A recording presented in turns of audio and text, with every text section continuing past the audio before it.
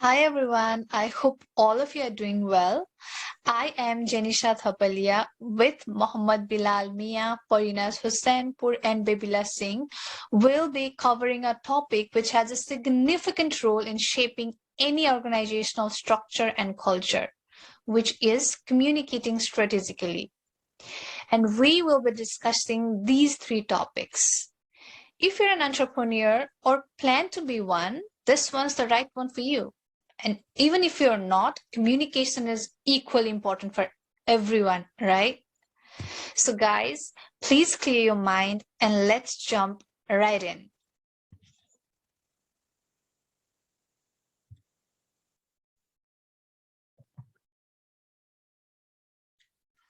Corporate communication strategy is one of the essential factors of any organization. If any organization wants to be successful, it has to emphasize on corporate communication strategy. In ancient Greece, the subject we now refer to as communication was known as rhetoric, using language to persuade whoever was listening to do something.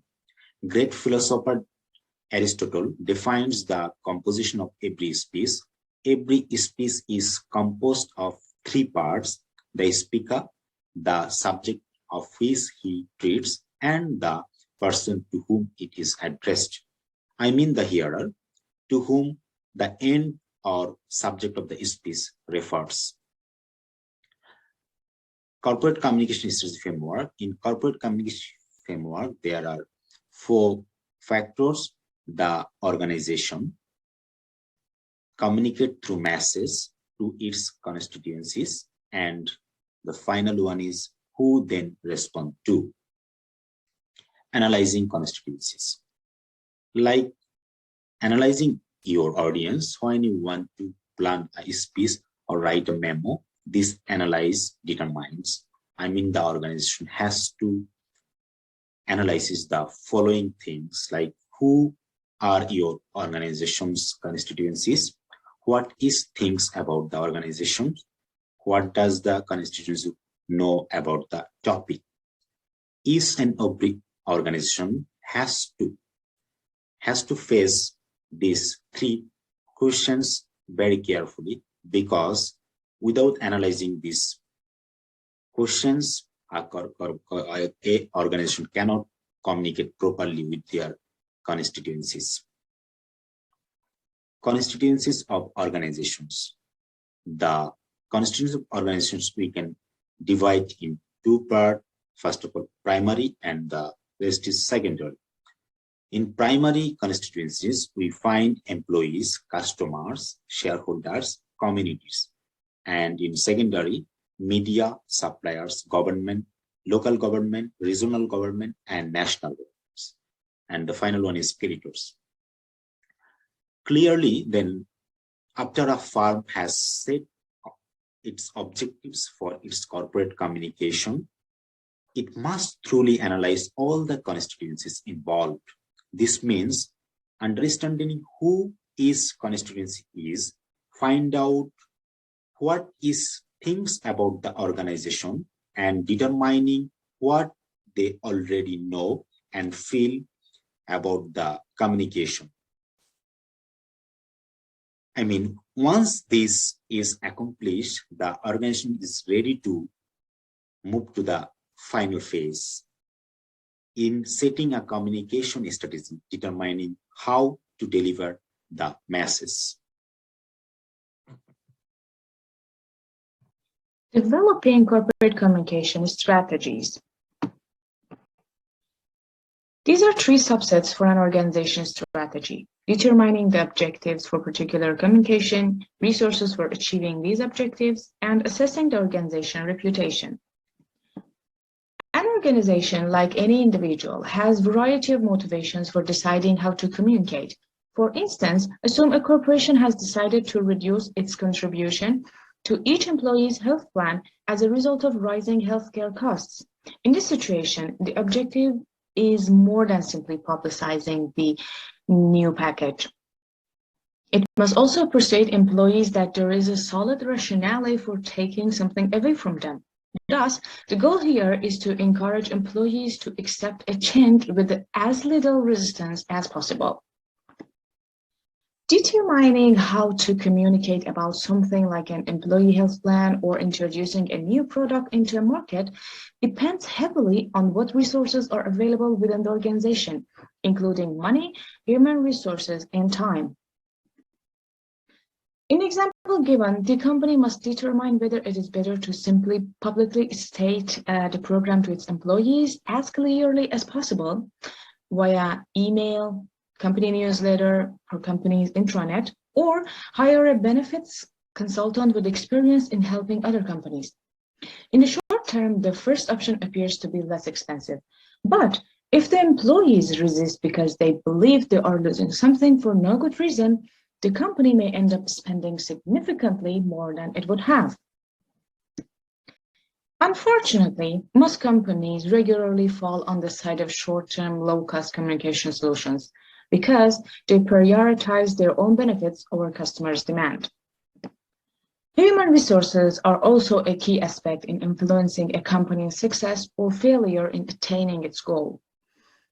Consider a scenario of a well-known multi-billion-dollar corporation that delegated investor relations duty to one individual with poor communication skills.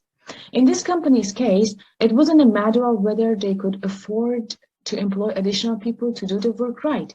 It was a lack of knowledge about how vital corporate communication is. Time allocation, like resource allocation, should be established by what it will truly take to fulfill the company's goal, rather than by seeking a short-term solution. Many people recall Audi of America's delay in reacting to allegations of injuries, which was caused by acceleration issues in the mid-1980s. Audi's lack of fast problem-solving resulted in serious reputational damage.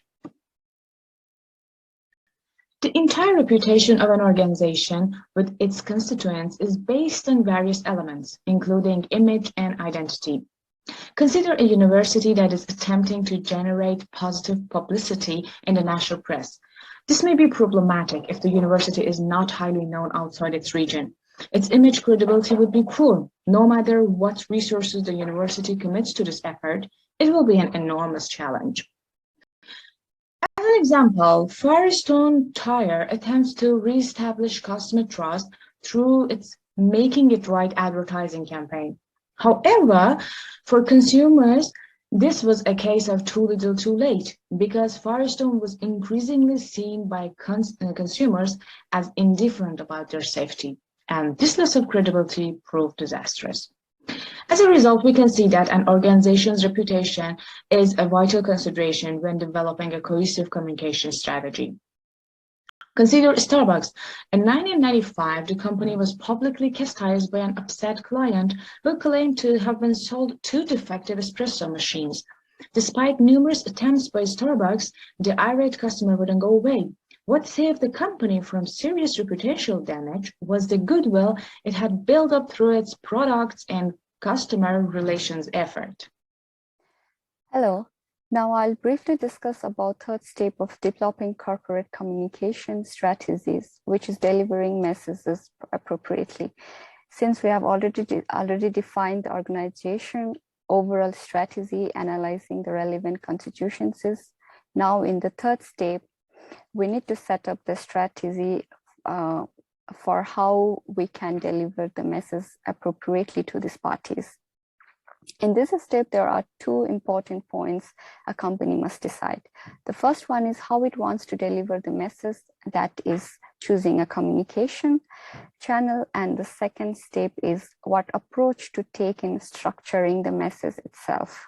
Talking about the communication channel, for an individual, it is limited to writing or speaking, whereas for an organization can use several channels to deliver the messages.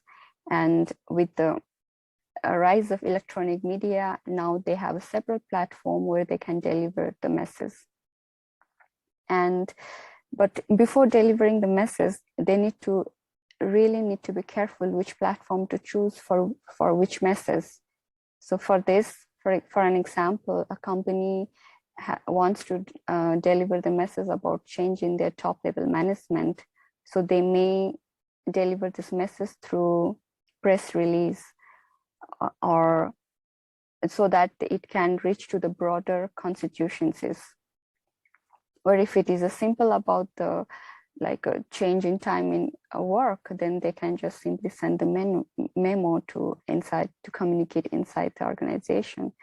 So, but before this, they need to think about the best way to structure the message. So how they want to structure the message before delivering it, of course. So for this, they can use the two approaches they can choose out of it. So first one is direct approach and the second is indirect approach. The direct approach structure means revealing your main point first, then explaining why afterwards.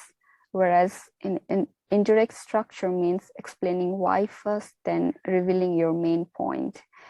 So usually it is suggested that the organization to choose a direct structure because indirect structure sometimes can be confusing and very hard to understand for the parties.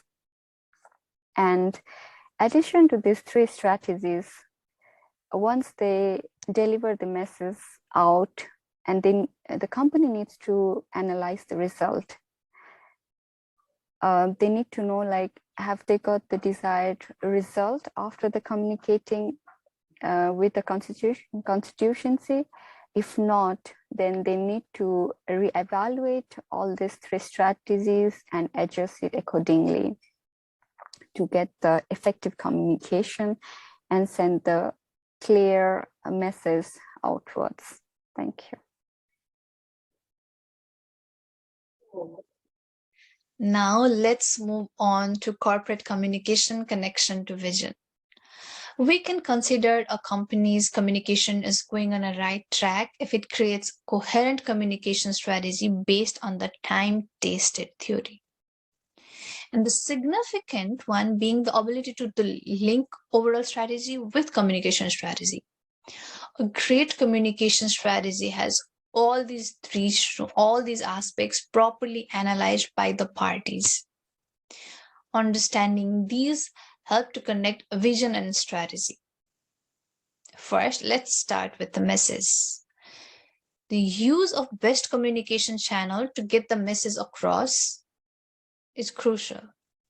Not just that, but the structure of the message so that the message is understandable by all the people should be taken into consideration.